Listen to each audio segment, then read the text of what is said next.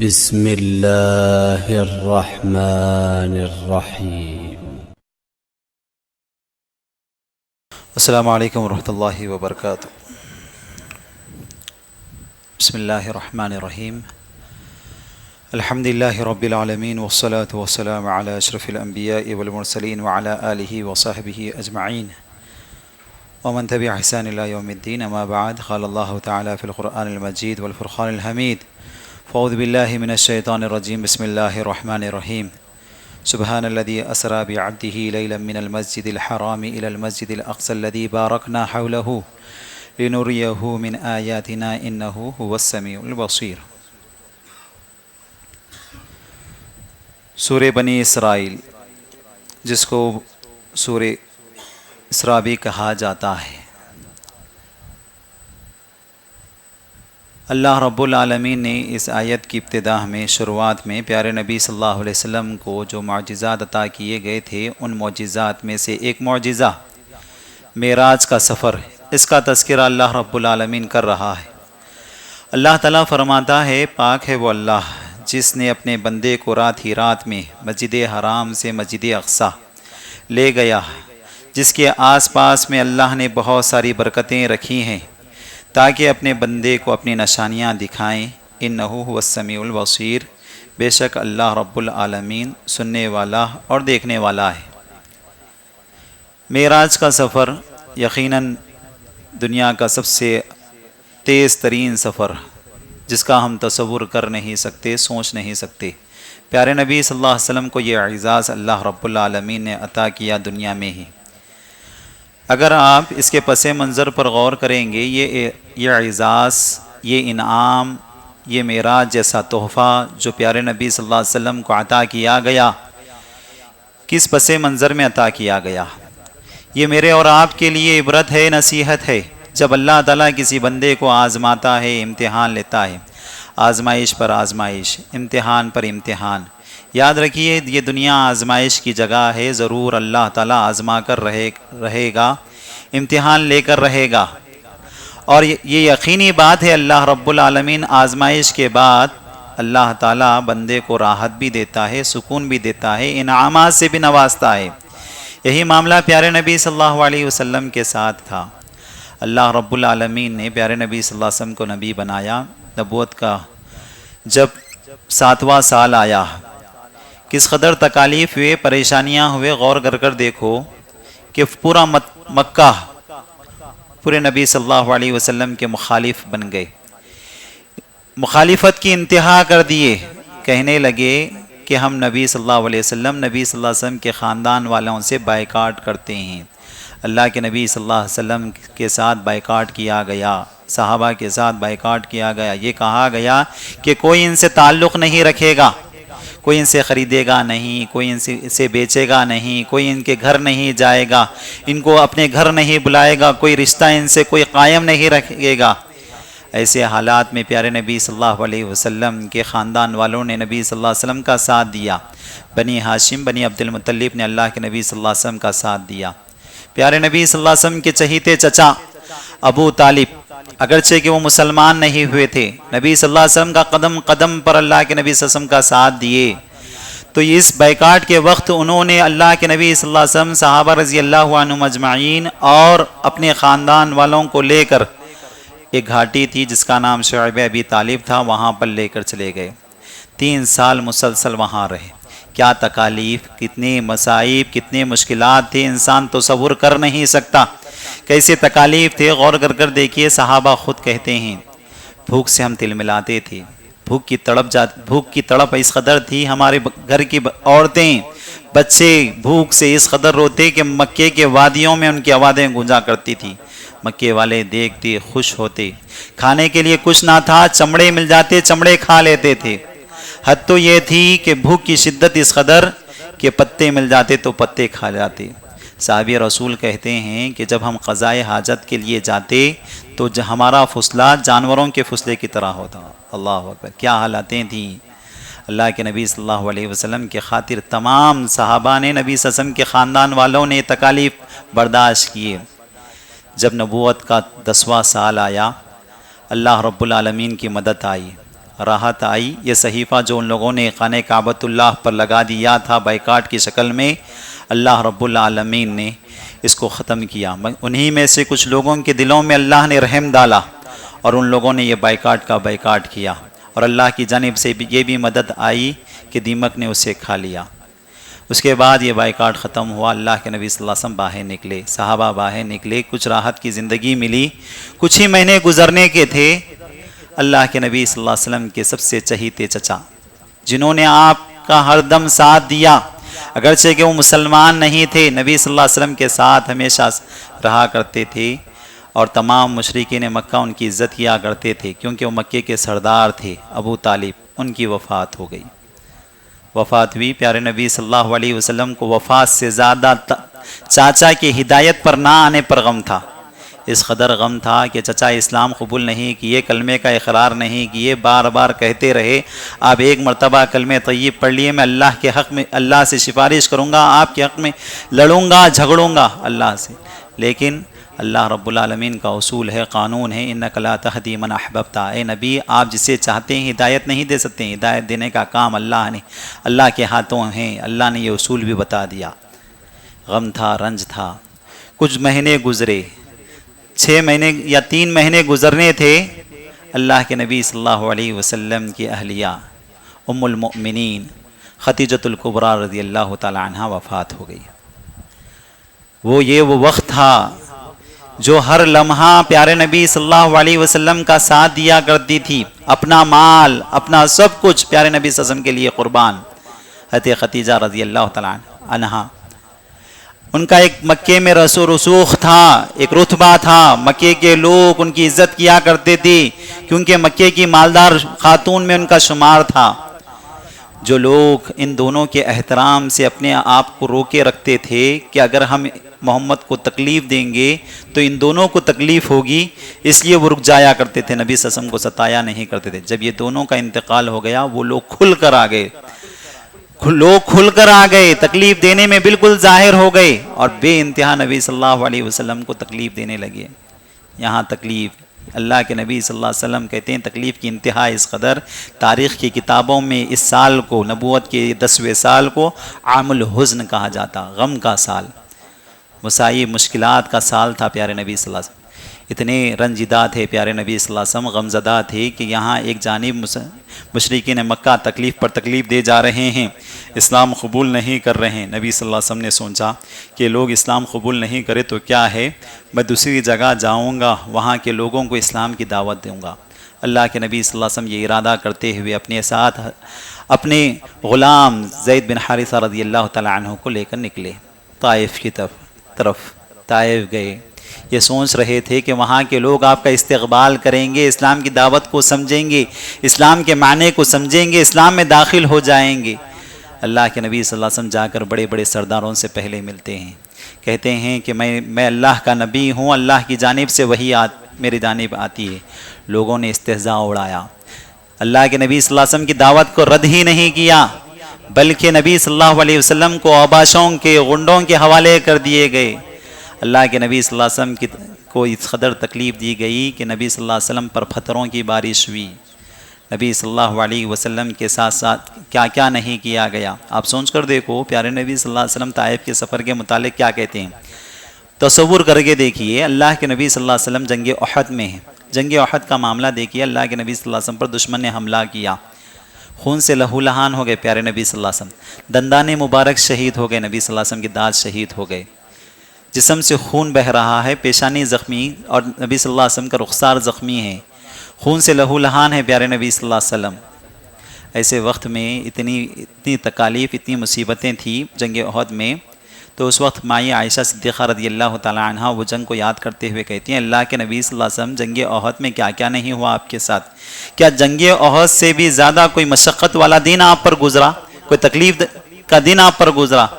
تو پیارے نبی صلی اللہ علیہ وسلم کہتے ہیں، اے صدیق کی بیٹی، کیا تم نہیں جانتے ہو طائف کے دن، طائف کے وقت میرے ساتھ کیا کیا نہیں ہوا، وہاں کے لوگوں نے میرے ساتھ کیا کیا نہیں کیا. پیارے نبی صلی اللہ علیہ وسلم اس قدر طائف کے سفر کو یاد رکھے تھے.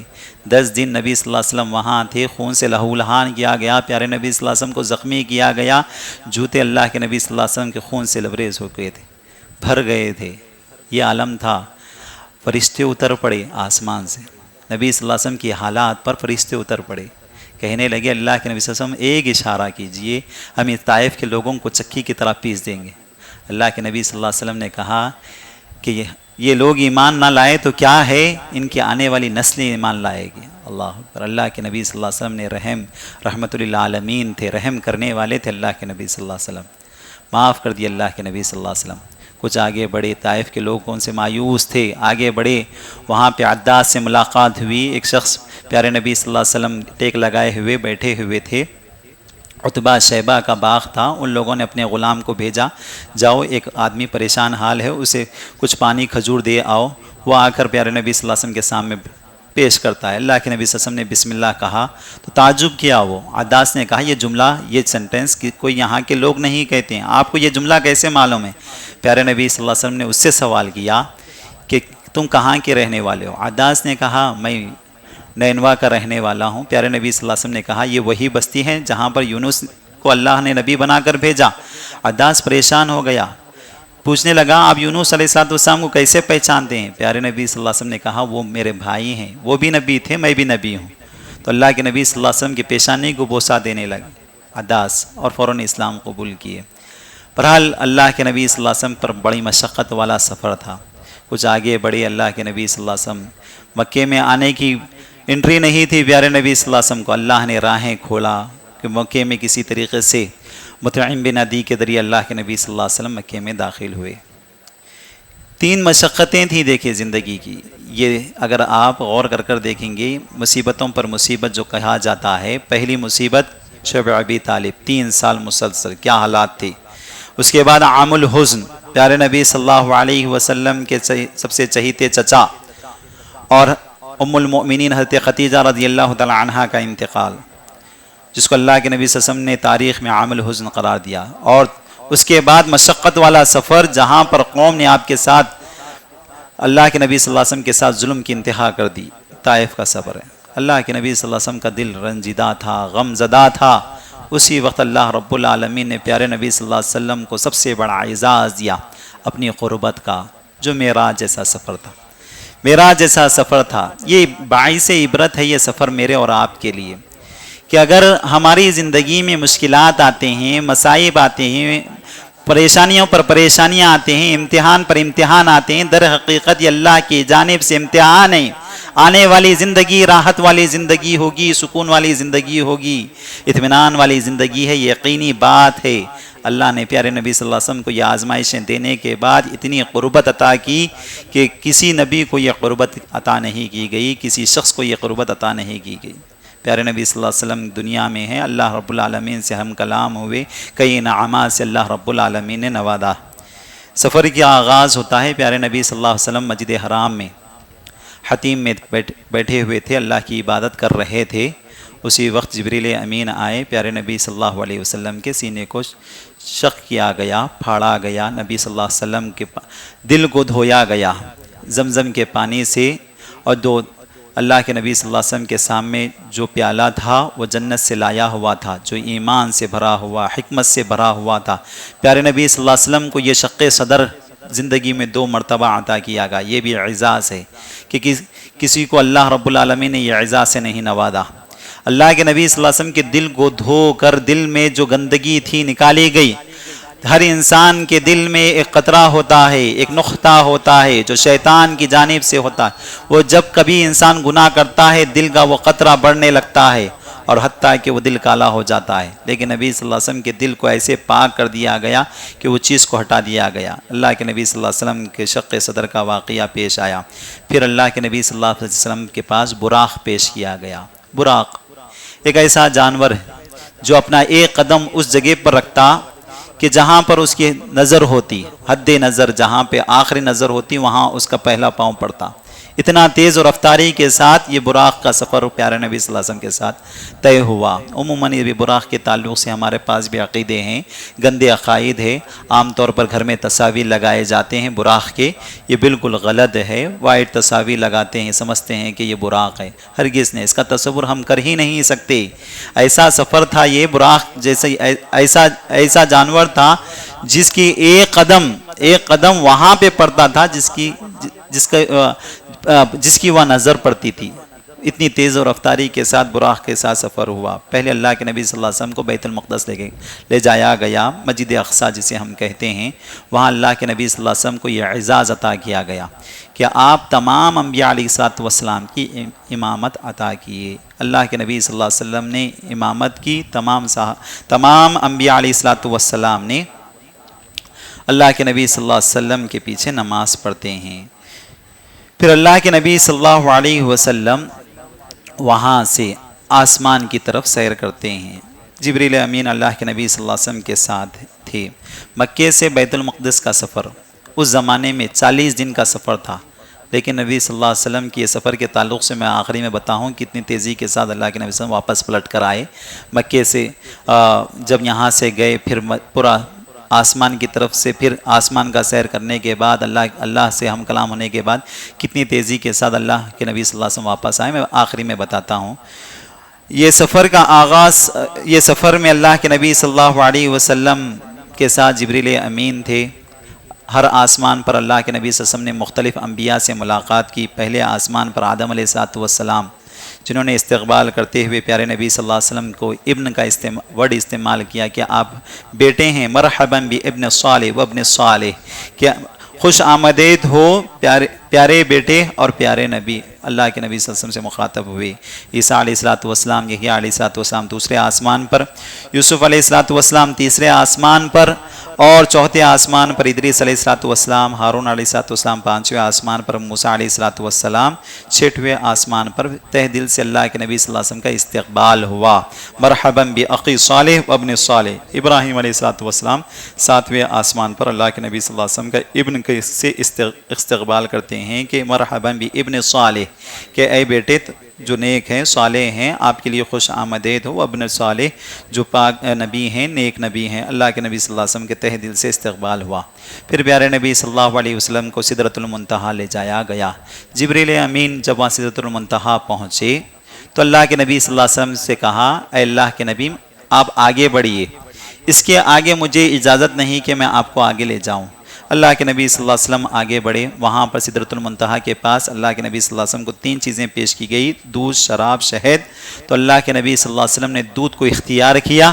تو جبریل امین نے کہا آپ نے فطرت کو اپنایا، اگر آپ شراب کو اپناتے تو آپ کی امت بہہ جاتی۔ اللہ کے نبی صلی اللہ علیہ وسلم نے فطرت کو اپنایا۔ پھر اس کے بعد اللہ رب العالمین سے ہم کلام ہوئے، کئی انعامات اللہ رب العالمین نے عطا کیا۔ وہ انعامات کے ساتھ اللہ کے نبی صلی اللہ علیہ وسلم اسی رات میں اللہ کے نبی صلی اللہ علیہ وسلم واپس ہو گئے۔ رات سے واپس کیا وقت دیکھیے آپ، روایتوں میں آتا ہے اتنا یہ جو سفر تھا کہ پیارے نبی صلی اللہ علیہ وسلم کا مسجد اقصی جانا، وہاں پر امامت کرنا، پھر 7واں آسمان پر جانا، پھر اللہ تعالیٰ سے ہم کلام ہونا، انعامات لینا، پھر واپس آنا، کتنی تیز رفتاری کے ساتھ یہ سفر ہوا۔ روایتوں میں آتا ہے جس طریقے سے ہم کسی دروازے کو نوک کرتے ہیں، نوک کرنے کے بعد جو جس انداز میں وہ کھٹکا ہلتا ہے، اتنی دیر میں اللہ کے نبی صلی اللہ علیہ وسلم واپس آئے۔ اسی درمیان میں ام ہانی کی آنکھ کھلی، پیارے نبی صلی اللہ علیہ وسلم بستر پر نہیں تھے، تو ام ہانی پریشان ہوتی ہیں۔ اللہ کے نبی صلی اللہ علیہ وسلم کو جب دیکھتے ہیں کہ اللہ کے نبی صلی اللہ علیہ وسلم بستر صاف کر رہے تھے، تو اللہ کے نبی صلی اللہ علیہ وسلم نے ام ہانی سے کہا کہ یہ سفر میں نے طے کر آیا ہے۔ تو ام ہانی نے کہا یہ بات آپ کسی کو نہ بتانا، آپ کی بات کو کوئی یقین نہیں کریں گے۔ تو اللہ کے نبی صلی اللہ علیہ وسلم کہتے ہیں یہ میں بات بتانے کے لیے ہی جا رہا ہوں۔ اللہ کے نبی صلی اللہ علیہ وسلم گئے، مشرکین مکہ کو بتایا کہ میں نے یہ تمام چیزیں دیکھی ہے، یہ تمام چیزیں ہیں۔ مشرکین مکہ نے آپ کا مذاق اڑایا۔ مذاق کی انتہا دیکھیے، دوڑتے دوڑتے ابو بکر کے پاس آئے، ابو بکر رضی اللہ تعالیٰ عنہ کے پاس آئے، کہنے لگے ابو بکر بتاؤ، ایک شخص یہ کہتا ہے کہ وہ راتوں رات مسجد اقصی جا کر آیا، کیا تم اس بات کو یقین کر لیں گے؟ پہلے تو انکار کر دیے، لیکن جب پیارے نبی صلی اللہ علیہ وسلم کے متعلق بتایا گیا کہ آپ کے دوست کہہ رہے ہیں تو کہا ابو بکر نے تصدیق کرتے ہوئے اگر محمد کہتے ہیں تو یہ بات بالکل درست ہے، صحیح ہے، میں اس بات کو مانتا ہوں دل کے تہ سے، سچی بات ہے یہ۔ اسی وقت ان کا نام صدیق پڑا کہ اللہ کے نبی صلی اللہ علیہ وسلم کی ہر بات کو چون چرا قبول کرتے مان لیتے تھے ابو بکر رضی اللہ تعالی عنہ۔ اسراء و معراج کے جو مقاصد ہیں اگر آپ دیکھیں گے، اللہ رب العالمین نے کہا یہ سفر کیوں کیا گیا؟ اللہ نے کہا لِنُرِيَهُ مِنْ آیاتنا، تاکہ ہم ہماری نشانیاں اپنے بندے کو دکھائے۔ سب سے پہلی نشانی اللہ رب العالمین نے دکھایا، جبریل امین کو اللہ کے نبی صلی اللہ علیہ وسلم نے اپنی اصلی حالت میں دیکھے۔ اللہ کے نبی صلی اللہ علیہ وسلم جبریل امین کو اصلی حالت میں دو حالتوں میں دیکھے ہیں۔ پہلا وہ وقت تھا جو اللہ کے نبی صلی اللہ علیہ وسلم پر پہلی وحی آئی، تو اس وقت اللہ کے نبی صلی اللہ علیہ وسلم نے جبریل امین کو اصلی شکل میں دیکھتے۔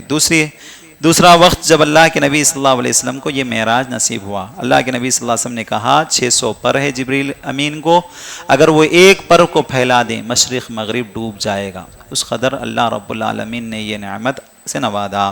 سدرۃ المنتہا کو اللہ کے نبی صلی اللہ علیہ وسلم نے دیکھا۔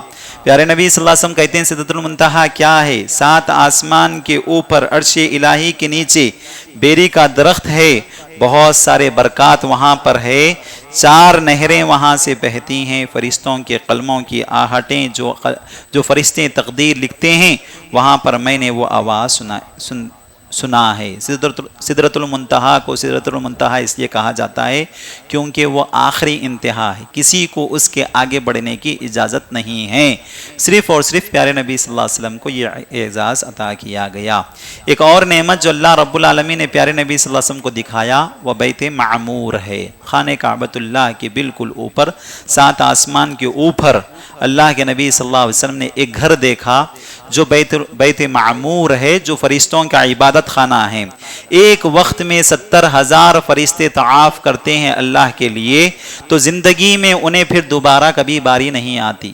تو اس کا اندازہ آپ فرشتوں کی تعداد کا اندازہ کر سکتے ہیں کہ اللہ رب العالمین نے فرشتوں کو اپنی عبادت کے لیے کیسے مقرر کر رکھا ہے۔ اسی طریقے سے اللہ کے نبی صلی اللہ علیہ وسلم نے اس سفر میں جنت جہنم کو دیکھا۔ جنت میں بہت ساری چیزیں اللہ کے نبی صلی اللہ علیہ وسلم نے دیکھی، ان میں سے اللہ کے نبی صلی اللہ علیہ وسلم نے دیکھا کہ بلال رضی اللہ تعالیٰ عنہ کے متعلق کہ وہ اللہ کے نبی صلی اللہ علیہ وسلم سے آگے، اللہ کے نبی صلی اللہ علیہ وسلم نے ان کے قدموں کی آہٹیں سنی۔ اللہ کے نبی صلی اللہ علیہ وسلم نے بلال رضی اللہ تعالیٰ عنہ سے پوچھا وہ کیا عمل ہے جو میں نے جنت میں مجھ سے پہلے تمہارے قدموں کی آہٹیں سنی ہیں؟ تو بلال رضی اللہ تعالیٰ عنہ کہتے ہیں میں سمجھتا ہوں اللہ کے نبی صلی اللہ علیہ وسلم جب کبھی میں وضو کرتا ہوں، مسجد جاتا ہوں، 2 رکعت تحیۃ المسجد ادا کرتا ہوں۔ تو اللہ کے نبی صلی اللہ علیہ وسلم نے کہا یہی وہ عمل ہے جس کی بنا پر میں نے وہ آہٹیں سنی۔ اللہ اکبر، 2 رکعت مسجد پہنچے بیٹھنے سے پہلے پڑھ لیتے ہیں وہ افراد، یقیناً اللہ کے نبی صلی اللہ علیہ وسلم نے اتنی بڑی بشارت دی۔ اسی طریقے سے اللہ کے نبی صلی اللہ علیہ وسلم نے جہنم کو دیکھا، جہنم میں بہت سارے افراد کو دیکھا جنہیں عذاب میں مبتلا ہیں، جس میں سے اللہ کے نبی صلی اللہ علیہ وسلم نے دیکھا تانبے کے ناخن ہیں جو اپنے چہرے اور جسم کو نوچ رہے ہیں۔ اللہ کے نبی صلی اللہ علیہ وسلم نے پوچھا یہ کون ہیں؟ جبریل امین نے کہا یہ وہ لوگ ہیں جو دنیا میں اپنے مردے بھائی کا گوشت کھایا کرتے تھے، مطلب غیبت کیا کرتے تھے۔ اللہ نے حرام کیا غیبت کو، کہا غیبت کرنا ویسے ہی ہے جیسے مردے بھائی کا گوشت کھانا ہے۔ اس قدر مذمت بیان کی گئی غیبت کی۔ اللہ کے نبی صلی اللہ علیہ وسلم نے دیکھا کہ کچھ لوگ اپنے ہاتھوں میں خینچی لیے ہوئے ہیں اور اپنے ہونٹ کاٹ رہے ہیں، اپنی زبانیں کاٹ رہے ہیں۔ پیارے نبی صلی اللہ علیہ وسلم نے کہا یہ کون لوگ ہیں؟ اللہ کے نبی صلی اللہ علیہ وسلم کہتے ہیں وہ آپ کی امت کے، جبریل امین نے کہا آپ کی امت کے وہ خطیب، وہ مقررین جو خطبہ دیتے ہیں، جو تقریریں کرتے ہیں، کہتے تو بہت زیادہ ہیں، عمل میں کچھ نہیں ہے۔ تو اللہ کے نبی صلی اللہ علیہ وسلم نے ان چیزوں کو بتایا۔ اس کے بعد اللہ کے نبی صلی اللہ علیہ وسلم نے اسراء و معراج کی رات میں بہت سارے پیغامات امت کے لیے لے کر آئے ہیں۔ ان پیغامات میں اللہ کے نبی صلی اللہ علیہ وسلم نے ابراہیم علیہ السلام کا ایک پیغام لے کر آئے۔ ابراہیم علیہ السلام پر سے اللہ کے نبی صلی اللہ علیہ وسلم کا گزر ہو رہا تھا، تو ابراہیم علیہ السلام نے پیارے نبی صلی اللہ علیہ وسلم سے کہا، آپ میرا سلام امت کو سنا دینا، یا محمد امتک منی سلام، میری جانب سے آپ کی امت کو سلام کہہ دو، اخبرہم، انہیں خبر دو، ان الجنت طیبۃ، کہ جنت جو مٹی ہے یہ ایسی مٹی ہے جو نرم نازک مٹی ہے، اس میں کوئی جھاڑ نہیں ہے۔ اگر تم چاہتے ہو کہ اس جنت کو جھاڑوں سے بھر دو، درختوں سے بھر دو، تو آپ کی امت کو یہ کہنا کہ وہ سبحان اللہ والحمد للہ ولا الہ الا اللہ واللہ اکبر پڑھتے رہیں۔ یہاں ایک مرتبہ ہم پڑھتے ہیں، وہاں جنت میں ایک درخت لگتا ہے۔ یہ ابراہیم علیہ السلام نے یہ امت کو پیغام بھیجا۔ تو مطلب یہ ہے کہ ہم اس جملے کا بار بار کلمہ پڑھتے رہیں۔ عموماً اس کلمے کے تعلق سے ہمیں غلط عقائد یہ ہے کہ ہم اس کلمے کو اس وقت پڑھتے ہیں جب کسی کی وفات ہو جاتی ہے اور جب ہم اس کا ڈولا اٹھاتے ہیں۔ یہ بالکل غلط ہے، یہ جملے کو ہم بار بار اپنی زندگی میں پڑھتے رہنا چاہیے۔ اسی طریقے سے اللہ کے نبی صلی اللہ علیہ وسلم کو ایک پیغام اس امت کو دیا گیا نبی صلی اللہ علیہ وسلم کے ذریعے فرشتوں کی جانب سے۔ جب اللہ کے نبی صلی اللہ علیہ وسلم فرشتوں پر سے گزر رہے تھے تو فرشتوں نے کہا، آپ اپنی امت کو یہ پیغام دیجئے کہ وہ اپنی بیماریوں کا علاج حجامہ سے کرائیں، کیونکہ یہ وہ علاج ہے جو کئی بیماریوں کو ختم کر دیتا ہے۔ تو حجامہ کے تعلق سے فرشتوں نے بتایا کہ اپنی امت کو یہ پیغام دو کہ وہ اپنی بیماریوں کا علاج حجامہ سے کرائیں، پچنا سے کرائیں۔ حجامہ معلوم ہے، میں واضح ہے، یہ حجامہ کا مطلب پچنا لگانا، بالکل آسان ہے۔ تو عموماً ہم اس کے بہت دور ہیں، اس کو اپنی عملی زندگی میں لانا چاہیے۔ اسی طریقے سے اللہ کے نبی صلی اللہ علیہ وسلم ان پیغامات کے ساتھ ساتھ کچھ انعامات سے اللہ رب العالمین نے اللہ تعالیٰ نے پیارے نبی صلی اللہ علیہ وسلم کو انعامات دیے۔ ان انعامات میں جو سب سے بڑا تحفہ جو پیارے نبی صلی اللہ علیہ وسلم کو عطا کیا گیا وہ نماز جیسا تحفہ تھا۔ اللہ رب العالمین نے ابتدا میں 50 نمازیں فرض کی۔ موسیٰ علیہ السلام سے ملاقات ہوئی۔ موسیٰ علیہ السلام نے کہا، آپ کی امت اس چیز کو ادا نہیں کر پائے گی، جائیے تخفیف کرائیے، کم کرائیے۔ پیارے نبی صلی اللہ علیہ وسلم گئے، اللہ کے نبی اللہ سے کہتے ہیں، گزارش کرتے ہیں کہ اس میں کچھ تخفیف کیجئے۔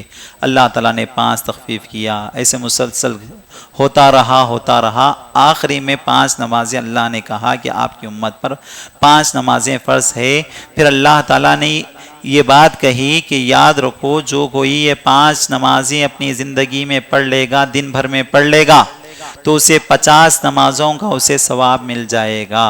پھر اللہ تعالیٰ نے ایک اور نعمت سے نوازا، یہ جب یہ تخفیف کرنے کے بعد، اور اے نبی آپ اپنی امت کو یہ بھی سنا دیجئے، یہ انعام سے اللہ تعالیٰ انہیں نوازتا ہے کہ جب آپ کی امت میں کوئی بھی انسان نیکی کا ارادہ کرتا ہے تو نیکی لکھ دی جاتی ہے، نیکی لکھ دی جاتی ہے، نیکی کے ارادے پر نیکی لکھ دی جاتی ہے، اور اگر وہ نیکی کرے گا تو اسے 10 سے لے کے 700 دگنا اسے اجر ملے گا۔ یہ اعزاز اللہ نے عطا کیا۔ پھر اللہ تعالیٰ برائی کے تعلق سے کہا، یہ بھی یاد رکھیے، اگر آپ کی امت میں کوئی برائی کا ارادہ کرتے ہیں تو برائی اس کی نہیں لکھی جائے گی۔ اگر برائی کرتا ہے تو برائی اتنی ہی لکھی جائے گی جتنا کہ وہ کرتا ہے۔ یہ اعزاز اللہ تعالیٰ نے نوازا، یہ انعام سے اس امت کو نوازا۔ پھر اس کے بعد اللہ کے نبی صلی اللہ علیہ وسلم کو جو انعامات عطا کیے گئے معراج کے سفر میں، وہ یہ عطا کیا گیا کہ سورۃ البقرہ کی آخری 2 آیتیں آمن الرسول، اللہ کے نبی صلی اللہ علیہ وسلم کو معراج کی رات اللہ رب العالمین نے عطا کیا۔ اللہ تعالیٰ نے ان دونوں آیتوں کے تعلق سے بتایا کہ فرشتوں کی ایک فرشتے کو اللہ نے بھیجا جو 2 نور اللہ تعالیٰ کے لے کر آئے ہیں، بشر بنوری، کہ یہ ایسے نور ہیں، یہ آمن الرسول کی جو دونوں آیتیں ہیں آخری سورہ بقرہ کی، یہ ایسے 2 نور ہیں جو اس سے پہلے کسی نبی کو نہیں دیا گیا، ایک سورۃ الفاتحہ اور سورۃ البقرہ کے آخری 2 آیتیں۔ اور اس کے ساتھ ساتھ ایک انعام اللہ تعالیٰ نے یہ عطا کیا کہ اللہ تعالیٰ نے یہ خوشخبری دی کہ شرک کے علاوہ اگر کوئی انسان گناہ لے کر آئے، پہاڑ جیسے گناہ بھی ہو، تو آپ کی امت کے جو بھی یہ گناہ لے کر آئیں گے، اللہ تعالیٰ کا وعدہ ہے کہ اللہ تعالیٰ اسے معاف کر دے گا۔ یہ بھی اللہ تعالیٰ نے بشارت دی، لیکن اس کا مطلب یہ نہیں کہ ہم گناہ کرتے رہیں اور یہ سمجھتے رہیں کہ اللہ ہمیں معاف کر دے گا کیونکہ اللہ نے ہمیں یہ خوشخبری دی۔ ہرگز اس کا مطلب یہ نہیں ہے۔ مطلب یہ ہے کہ انسان سے گناہ ہو جاتے ہیں، کرنا نہیں چاہتا ہے، گناہ ہو جاتے ہیں۔ کل بنی آدم خطا وخیر خطائین توابین، ہر ابن آدم غلطی کرنے والا ہے، لیکن بہترین غلطی کرنے والا وہ ہے جو غلطی کر کر شرمندہ ہوتا ہے، وہ بار بار سوچتا ہے کہ یہ غلطی مجھ سے کیوں ہو گئی۔ عموماً ہمارے درمیان جو غلطی کرنے والے ہیں، جو گناہ کرنے والے ہیں، غلطی کرنے کے بعد غلطی پر اصرار ہوتا ہے، بلکہ تکبر ہوتا ہے، غرور ہوتا ہے اور گھمنڈ ہوتا ہے کہ ہم نے یہ غلطی کی، کرتے رہیں گے۔ ہرگز ایسے لوگوں کو اللہ معاف کرنے والا نہیں ہے۔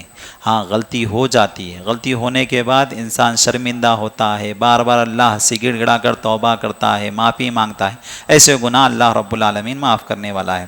تو یہ تمام چیزیں اللہ رب العالمین نے معراج کے اس سفر میں اللہ تعالیٰ نے نبی صلی اللہ علیہ وسلم کو عطا کیا گیا۔ اسی سورے میں اللہ رب العالمین نے ایک اہم بات یہ بھی بتائی، آپ سوچ کر دیکھیے کتنی اہم بات ہے۔ اللہ تعالیٰ کہتا ہے وَكُلُّ إِنسَانٍ أَلْزَمْنَاهُ طَائِرُهُ فِي عُنُقِهِ، ہر انسان کے ساتھ ہم نے ایک پرندے کو اس کے گردن میں لگایا ہے۔ آپ سوچ کر دیکھو یہ آیت، اللہ تعالیٰ کی یہ کتاب ہے، کس قدر سچی اور صحیح بات کہتی ہے۔ اس زمانے میں تصور کوئی نہیں کر سکتا ہے، آج کے زمانے میں تصور کر کے دیکھیے کہ ہم نے ہر انسان کے گردن میں ایک پرندے کو لگایا ہے۔ نخرج لہ یوم القیامہ کتابک، قیامت کے دن ہم اس کو نکالیں گے، پوری تمام چیزیں اس میں لکھی ہوئی ہوگی، جو کچھ اس نے کیا ہے، اور وہ اس کے سامنے پیش کر دیا جائے گا۔ جو کچھ اس نے کیا وہ تمام چیزیں اس کے سامنے کھلی کتاب ہوگی۔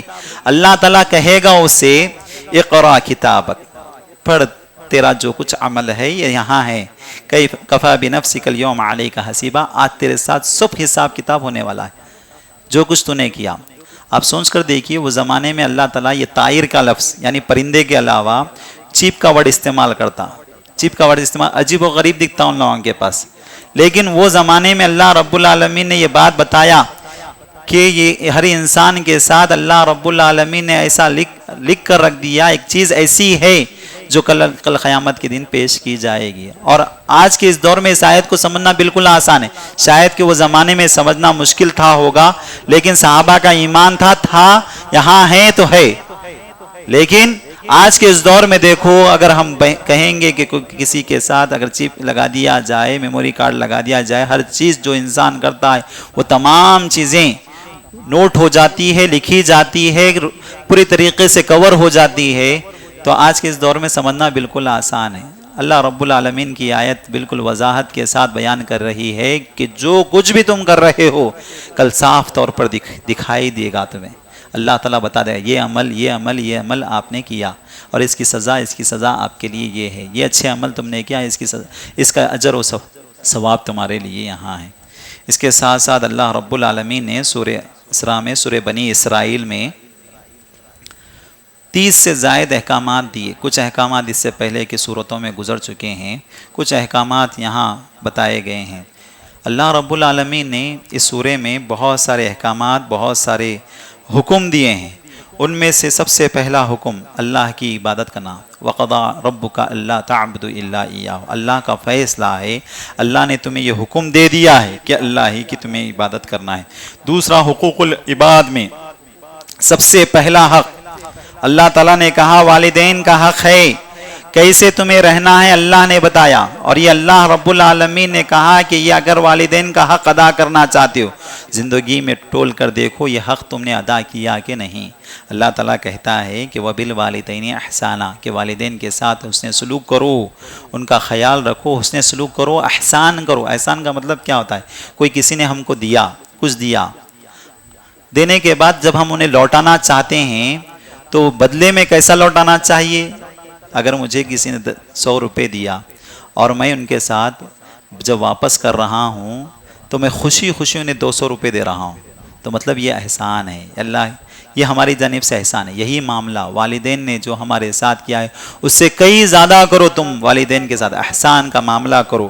وبالوالدین احسانا، پہلا حکم والدین کے ساتھ. اما یبلغن عندک الکبر احدہما او کلاہما فلا تقل لہما اف. جب یہ والدین عمر کی درازی کو پہنچ جائے یا ان میں سے کوئی ایک عمر کی درازی کو پہنچ جائے، فلا تقل لہما اف، کہ ان کے زبان سے اف کا لفظ بھی نہ نکالو. اف کا لفظ بھی نہ نکالو. یہ دوسرا حکم دیا گیا. خصوصی طور پر دیکھو آپ، اللہ رب العالمین نے اس آیت میں کہا جب یہ عمر کی آخری درازی کو پہنچ جائے، جب عمر میں بڑے ہو جائے. عموماً انسان کی طبیعت مزاج آپ دیکھیں گے جب وہ عمر کی آخری درازی کو پہنچتا ہے تو وہ بچپن آ جاتا ہے اس کا. اور بچپن میں جو حرکتیں ہوتی ہے اس سے کئی زیادہ حرکتیں، ایک چڑچڑاپن، وہ چیزیں جو آپ صحیح پر ہوں گے، اچھائی پر ہوں گے، آپ صحیح کام کر رہے ہوں گے، لیکن والدین کی نظر میں وہ غلط ہے تو آپ کو وہاں اپنے آپ کو جھکا دینا چاہیے. یہ حکم دیا گیا کہ چڑچڑاپن ہوگا، مزاج میں طبیعت میں وہ ایک قسم کی چڑچڑاپن ہوگا، لیکن ایسے حالات میں بھی تم اف کا لفظ بھی نہیں کہہ سکتے ہو. اور خصوصی طور پر کہا گیا ان دونوں میں سے کوئی ایک ہو. اللہ اکبر.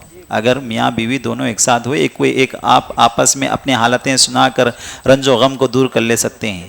اگر وہ تنہا اکیلے رہتے ہیں تو کیا حالتیں ہوتی ہیں دیکھیے آپ، کس کو وہ رنج و غم سنائیں گے. تو ایسی صورت میں اولاد کو حکم دیا گیا کہ ایسی حالت میں تو تم پر فرض ہے، ضروری ہے کہ ایسے ماں ایسے باپ کا تو تم پورا خیال رکھو گے.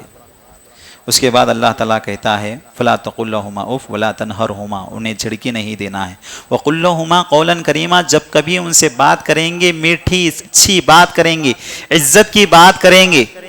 اس کے بعد اللہ تعالیٰ کہتا ہے وَاخْفِضْ لَهُمَا جَنَاحَ الذُّلِّ مِنَ الرَّحْمَةِ، اپنے دونوں خاندوں کو ان کی خدمت کے لیے جھکا دو. وَقُلْ رَبِّ ارْحَمْهُمَا كَمَا رَبَّيَانِي صَغِيرًا، اور جب بھی تم اپنے لیے دعا کرو گے تو سب سے پہلے اپنے والدین کے حق میں دعا کرتے ہوئے یہ کہو اے پروردگارہ ان دونوں پر رحم فرما جیسا کہ انہوں نے بچپن میں مجھ پر رحم فرمایا. پھر اللہ رب العالمین یہ حکم کے بعد والدین کے ساتھ حسن سلوک کے بعد اللہ تعالیٰ یہ کہتا ہے ان المبذرین کانوا اخوان الشیاطین، کہ یہ جو فضول خرچی کرتے ہیں، اللہ نے مال سے نوازا، دولت سے نوازا، یہ اللہ کی جانب سے انعام ہے، یہ اللہ کی نعمت ہے، اس کا صحیح استعمال ہونا چاہیے. انسان کو چاہیے کہ اس کا حساب و کتاب اللہ رب العالمین دے گا، اس کا احساس ہونا چاہیے. اللہ رب العالمین کل قیامت کے دن تم سے پوچھے گا اس دنیا میں جو تم نے خرچ کیا. تو اللہ نے کہا کہ فضول خرچی ہرگز نہ کرو، فضول خرچی کرنے والے یہ شیطان کے بھائی ہیں. اخوان الشیاطین کہا اللہ تعالیٰ، اتنا ہی خرچ کرو جتنا کہ تمہیں ضرورت ہے. فضول خرچی کرنے والے شیطان کے بھائی ہوتے ہیں. وَكَانَ الشَّيْطَانُ لِرَبِّهِ كَفُورًا، اور شیطان اپنے پروردگار کا ناشکرا تھا. وَلَا تَجْعَلْ يَدَكَ مَغْلُولًا، اور اللہ تعالیٰ نے یہ اصول بھی بتایا. دیکھیے کتنی اچھی بات ہے. اللہ تعالیٰ کہتا ہے اتنا خرچ مت کرو، سخاوت کی انتہا اس قدر مت کر لو تم دے کر تم غریب ہو جاؤ، دوسروں کے سامنے ہاتھ پھیلانے والے نہ بن جاؤ، کہ تم اپنے ہاتھ کو اپنے گردن سے نہ باندھ لو اور اپنے ہاتھ کو اس قدر نہ کھول دو کہ تم نے پورا کھول دیا. اس قدر بخیل نہ بن جاؤ کہ لوگ تم سے یہ کہیں کہ یہ بخیل انسان ہے، اور اس قدر اپنے ہاتھوں کو نہ کھول دو کہ تم خود کنگال ہو جاؤ. تو میانہ روی اسلام میں بتایا گیا. ہر چیز میں میانہ روی ہے. آپ دیکھیے اللہ رب العالمین نے ہر چیز میں اصول بتائے، قوانین بتائے کیسی زندگی گزارنا ہے. اور میانہ روی کا مطلب یہ ہے درمیانی راہ پر چلنا ہے. حد سے زیادہ خرچ کر اپنی زندگی کو تباہ نہیں کر دینا ہے. حد سے زیادہ کنجوس بن کر بخیلی کر اللہ رب العالمین کے جو وعیدیں بتائی گئی ہیں اس کے مستحق نہیں بننا ہے. اس کے بعد اللہ رب العالمین کہتا ہے رزق کا معاملہ اللہ کے ہاتھ میں ہے. جسے دینا چاہتا ہے اللہ خوب نوازتا ہے، اور اپنے بندوں میں سے جسے دیتا ہے خوب دیتا ہے، اور جسے اللہ چھین لیتا ہے تو چھین لیتا ہے. پھر اللہ تعالیٰ کہتا ہے وَلَا تَقْتُلُوا أَوْلَادَكُمْ خَشْيَةَ إِمْلَاقٍ، رزق کے ڈر سے اپنی اولاد کو قتل نہ کرو. اللہ اکبر. رزق کے ڈر سے اپنی اولاد کو قتل نہ کرو. رزق اللہ دینے والا ہے. نحن نرزقہم، ہم روزی دینے والے ہیں. ڈرنا نہیں کہ یہ بچہ آئے گا ہمارے ساتھ کھائے گا، میرا کیا ہوگا، اتنے پیسوں میں اپنے بچوں کو کیسے پالوں گا، یہ سوچنا ہی نہیں ہے بندے کو. کبھی کبھار انسان یہ سوچتا ہے کہ میری اولاد آئے گی تو میں کیسے پالوں گا پوسوں گا. اللہ تعالیٰ کہتا ہے آنے والا اپنا رزق خود لے کر آتا ہے, ہم نوازیں گے. دیکھو کبھی کبھار ایسا ہوتا ہے کہ آنے والا اپنا رزق خود لے کے آتا ہے, اپنے گھر والوں کا لے کے آتا ہے, بلکہ اپنی بستی والوں کا لے کے آتا ہے, اپنے ملک والوں کا لے کے آتا ہے. کون سا بچہ کیسی کن پوزیشنوں پر پہنچے گا یہ اللہ ہی زیادہ جانتا ہے. یوسف علیہ السلام اپنے ماں باپ کے 11ویں اولاد تھی. اگر ان کے ماں باپ یہ سوچتے کہ ہمارے اولاد زیادہ ہے ہم روک لیں گے تو ایسی صورت میں یوسف علیہ السلام پیدا نہ ہوتے. یوسف علیہ السلام پیدا ہوئے, حالات یہ ہو گئے, قحط سالی تھی کہ پورے مصر میں قحط سالی تھی. یوسف علیہ السلام جب وہاں پہنچے, مصر کے بادشاہ بنے, عزیز مصر بنے, پورے ملک کے لیے راحت بنی, رزق کا دریا بنے, پوری طریقے سے ملک والوں کو رزق پہنچایا. ولا تقربوا الزنا, زنا کے متعلق اللہ تعالیٰ کہتا ہے زنا کے قریب نہ جاؤ کیونکہ یہ فحش چیزیں ہیں اور یہ برا راستہ ہے. اللہ نے کہا زنا مت کرو, یہ بات نہیں کہی, اللہ نے یہ بات نہیں کہی زنا مت کرو, بلکہ اللہ تعالیٰ کہتا ہے وہ اسباب نہ اپناؤ جس سے زنا کے اندیشے ہو سکتے ہیں. عورت آدمی کا قریب ہونا, گفتگو کرنا, آنکھوں سے آنکھیں ملانا, یا جو ہے ایسی حرکت, ایسی چیزوں کو دیکھنا, ایسے عمل کرنا جس سے فحش چیزیں عام ہو سکتی ہیں, جذبات ابھر کر آ سکتے ہیں, انسان اپنی خواہشوں کو جائز کی بجائے ناجائز کی طرف اپنا سکتا ہے. وہ تمام چیزوں سے دور ہونا, ولا تقربوا الزنا, زنا سے دور ہونا چاہیے. اللہ تعالیٰ نے کہا ولا تقتلوا النفس التي حرم اللہ الا بالحق, کسی کو ناحق قتل نہ کرو, یہ کبائرہ گناہ میں سے ہے. اللہ تعالیٰ نے کہا کہ کسی کو ناحق قتل نہ کرو. دوسری آیتوں میں اللہ تعالیٰ نے بڑی وعید سنائی, جس نے کسی انسان کو ناحق قتل کیا اس نے پوری انسانیت کا قتل کیا. اس کے بعد یتیم کے مال کی اہمیت بتاتے ہوئے کہا ولا تقربوا مال الیتیم, یتیم کا مال تمہارے لیے امانت ہے. جن کے ماں باپ کا انتقال ہو جائے وہ تمہارے لیے جو ان کا مال ہوگا اس کی اگر حفاظت کر سکتے ہو تو حفاظت کرو, ورنہ ان کے حوالے کرو جو ان کی حفاظت کر سکتے ہیں. لیکن عموماً ہوتا یوں ہے جب یتیم کا انتقال ہو جاتا ہے ہر ایک کی نظر اس کے مال پر ہوتی ہے. اللہ تعالیٰ نے کہا بڑی سخت وعید سنائی گئی. کہا اللہ تعالیٰ دوسرے مقام پر سورۃ النساء میں جو یتیم کا مال کھاتے ہیں وہ حقیقت میں اپنے پیٹوں میں نارے جہنم بھر رہے ہیں, جہنم کی آگ بھر رہے ہیں. وہ ان کا مال نہیں, جہنم کی آگ سے اپنے پیٹوں کو بھر رہے ہیں. وَأَوْفُوا بِالْعَهْدِ, وعدوں کو پورا کرو. بے شک اللہ تعالیٰ یہ وعدوں کے تعلق سے کل قیامت کے دن پوچھے گا. ناپ تول میں پورا خیال رکھو, جب دو تو پورا دو, جب لو تو پورا لو. اللہ اکبر. ناپ تول میں دیکھیے آج کس قدر ڈنڈی ماری جاتی ہے. کوئی دکان ایسی نہیں جس سے بچے ہوئے ہم. ناپ تول میں پورے انداز میں خیانت کی جا رہی ہے. یقیناً اللہ تعالیٰ نے اہل مدین یعنی شعیب علیہ السلام کی قوم کا بھی تذکرہ کیا. میں نے جیسا سنایا اس قوم پر اس قدر عذاب آیا کہ آسمان سے شعلے والی بارش آئی جب ان لوگوں نے ناپ تول میں کمی کرنا شروع کر دیا. اس کے بعد اللہ تعالیٰ کہتا ہے کہ جب زمین پر چلو تو اس حالت میں چلو کہ عاجزی انکساری کے ساتھ, غرور و تکبر نہ ہو. اللہ اکبر. یہ آیتیں غور کر دیکھیے کتنے ہمارے زندگی کے لیے اہم ثابت ہو سکتی ہیں اگر ایک آیت پر غور کر دیکھیے. اللہ نے چلنے کا طریقہ سکھایا, تم انسان ہو, انسان کی طرح رہو, خدا نہ بنو. اللہ رب العالمین کی صفت ہے, اللہ متکبر ہے, اللہ ہی کے لیے زیبا ہے. غرور و تکبر اللہ ہی کے لیے زیبا ہے. خدا بننے کی کوشش نہ کرو, اللہ بننے کی کوشش نہ کرو. یہ صفت صرف اللہ ہی کی ہو سکتی ہے. غرور و تکبر, گھمنڈ یہ اللہ کو پسند نہیں. عاجزی انکساری کے ساتھ چلا کرو.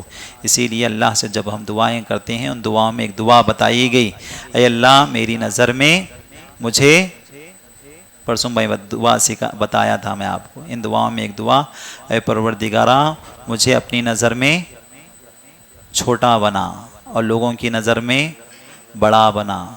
میری نظر میں مجھے چھوٹا بنا, لوگوں کی نظر میں مجھے بڑا بنا. اگر ہم یہ سوچیں گے میں اپنی نظروں میں اپنے آپ کو بڑا سمجھیں گے تو وہاں غرور و تکبر کی صفت پیدا ہوتی ہے. کہ اللہ سے دعائیں کریں کہ یہ غرور و تکبر سے اللہ ہمیشہ ہمیں دور رکھیں. ان مضامین کے ساتھ اور بھی بہت سارے مضامین ہیں، انشاءاللہ تعالیٰ کچھ مضامین کو کل پیش کیا جائے گا۔ اللہ رب العالمین سے دعا ہے کہ اے پروردگارہ جو کچھ ہم نے سنا ہے اس پر عمل کرنے کی توفیق عطا فرمائے، آمین یا رب العالمین۔ الحمدللہ رب العالمین، صلی اللہ علی النبی۔